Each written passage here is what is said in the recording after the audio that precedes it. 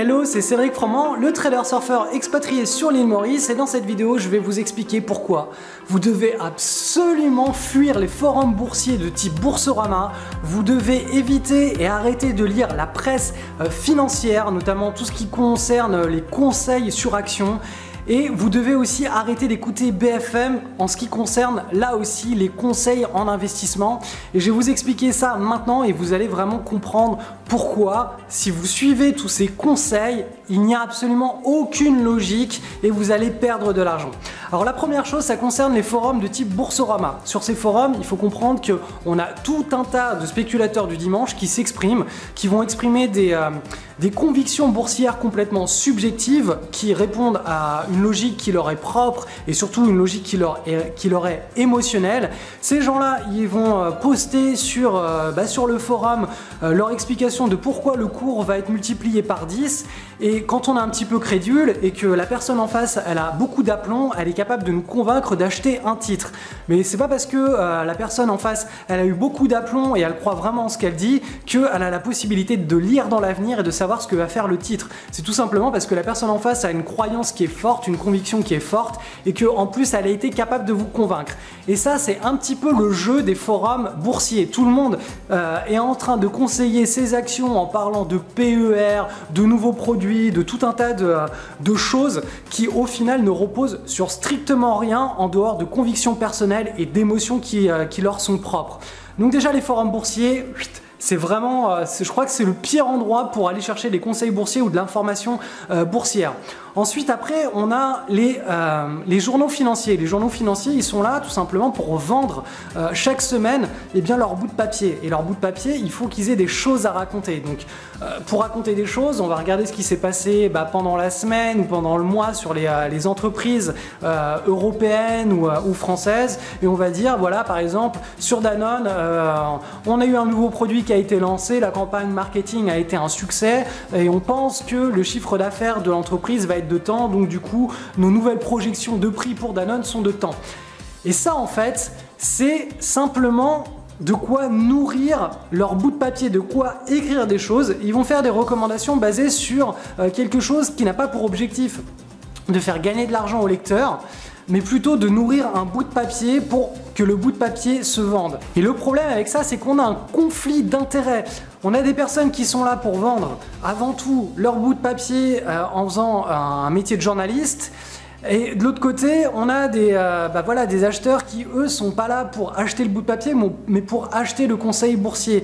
Et donc voilà, ce conflit d'intérêts est assez délicat à gérer, surtout que derrière, la plupart du temps, dans ces journaux, on va vous conseiller un titre basé sur une news, mais en aucun cas, on va vous donner justement la stratégie à adopter. Est-ce que c'est une stratégie sur une semaine, un mois, 2 mois? Combien est-ce que l'on doit parier de pourcentage de son portefeuille dessus, et pourquoi ce pourcentage là, sachant que derrière on a déjà tel pourcentage de son portefeuille en action ou sur la même thématique. Ça, ces journaux, ils savent pas ce que vous avez en portefeuille, ils peuvent pas savoir combien de pourcentage vous devez acheter du titre en portefeuille, ils vous disent encore moins, en fait ils vous parlent de rien sauf de news. Donc ça s'inscrit pas du tout dans une stratégie patrimoniale. Et on a exactement le même problème sur BFM. Sur BFM, qu'est-ce qui se passe? On invite des experts, ces experts, on leur demande de parler d'un sujet qui est chaud, d'actualité qui est chaude, donc on va pas leur demander de parler de quelque chose qui n'a rien à voir avec l'actualité, sinon ça va intéresser personne. Et on va leur demander aussi de se mouiller, parce que s'ils ne se mouillent pas, c'est pas intéressant.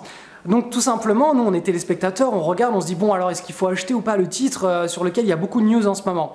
Et donc on va demander au gestionnaire de portefeuille typiquement ou à l'économiste de se mouiller pour savoir s'il faut acheter tel titre, pour savoir s'il faut investir en bourse maintenant ou s'il faut attendre.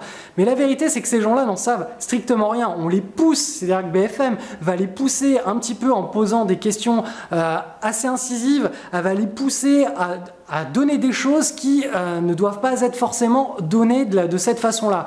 Parce que même si le gestionnaire de portefeuille, pour lui, il faut acheter par exemple du Air Liquide, dans sa tête, peut-être que c'est pour 20 ans son investissement, et peut-être que c'est pour seulement 1% de son patrimoine. Mais vous qui êtes là, qui regardez et écoutez ce gestionnaire vous parler de Air Liquide, Vous n'avez absolument aucune idée de combien de pourcentage de votre patrimoine il faut investir dessus et vous ne savez pas non plus la stratégie que ça implique. Est-ce que vous allez garder le titre une semaine, un mois, un an, 10 ans, 50 ans? Est-ce que c'est pour une logique patrimoniale de dividendes? Est-ce que c'est dans une logique spéculative? En fait, vous avez absolument aucune information. Et c'est purement subjectif, c'est voilà, c'est l'avis d'une personne et cette personne, lui, a certainement sa propre stratégie d'investissement, mais elle n'a pas le temps de vous l'expliquer à la télé.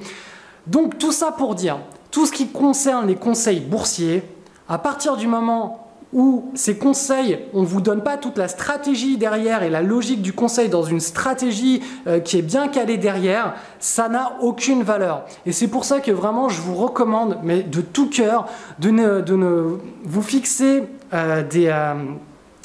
des investissements financiers que sur vos propres règles. Parce que quand vous allez choisir d'acheter tel tracker ou pourquoi vous allez acheter par exemple 5% d'or dans votre patrimoine ou pourquoi est-ce que vous allez acheter des obligations long terme dans votre patrimoine, eh bien, ou pourquoi vous avez une réponse. Et cette réponse, elle va être je veux tant de pourcents de cet actif dans mon portefeuille pour contrebalancer tel actif dans mon portefeuille. Je vais rester tant de mois investi sur cet actif parce que dans ma logique patrimoniale, ça correspond à une stratégie.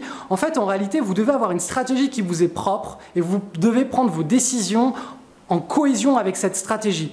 Et à partir du moment où vous entendez des conseils, des tuyaux qui sont extérieurs, eh bien, ils n'ont forcément rien à voir avec votre propre stratégie. Donc vraiment, ne vous mettez pas à la merci des conseillers, ils sont surtout là pour tout simplement pour agiter un petit peu du vent, pour faire du buzz, pour faire vivre des papiers financiers, des chaînes télévisées. Alors dans les forums, c'est juste pour une question d'ego. Mais vous, en tant que spéculateur professionnel ou investisseur professionnel, concentrez-vous sur votre patrimoine, sur votre propre aversion au risque et mettez en place des stratégies qui vous correspondent. Et quand vous achetez un actif pour une stratégie, vous devez exactement savoir pourquoi vous le faites. Combien de pourcentage de votre capital? Quelle est la durée de détention? Quel est le risque de l'actif? Est-ce que le risque est contrebalancé par une autre classe d'actifs ou non? Si vous spéculez sur un titre, combien de pourcentage de risque vous allez prendre? Combien vous avez déjà de pourcentage de risque en portefeuille, etc., etc. Donc tout cela doit s'apprendre, ça ne s'improvise pas. On ne spécule pas en bourse, on n'entretient pas un portefeuille boursier simplement en regardant la télé ou en lisant les journaux financiers. Il faut vraiment se former et mettre en place un socle avec une stratégie qui vous est propre et qui est en cohésion directe avec votre tolérance au risque. Donc j'espère que cette vidéo vous a aidé. Si c'est le cas, mettez un pouce et partagez-la avec un de vos proches que ça pourrait aider. Et je vous dis à bientôt pour une prochaine vidéo. Vous êtes-vous déjà demandé s'il était possible d'investir en bourse en éliminant la fiscalité, en supprimant les arnaques des banquiers et des gérants de portefeuille et surtout en évitant les périodes de krach boursier? À votre avis, est-ce possible pour vous d'apprendre à faire tout cela en l'espace d'1h30? Eh bien, c'est le défi que j'ai décidé de relever pour vous en tournant une série de 4 vidéos gratuites et pédagogiques et dont le but est de vous rendre autonome avec la bourse. Vous allez pouvoir faire travailler dur votre épargne en bourse avec une stratégie qui a délivré 15% par an en moyenne sur les 45 dernières années. Si vous pensez que c'est une promesse sans fondement, je vous mets au défi de vous inscrire pour voir ces 4 vidéos gratuites et découvrir ce qui se cache derrière le capot du moteur. Devenir rentier ne se fait pas du jour au lendemain et encore moins grâce à un livret A. Il faut plusieurs années, une stratégie boursière en béton et de la rigueur. Si vous êtes en phase avec ces valeurs, inscrivez-vous à ce cours gratuit dédié au portefeuille rentier.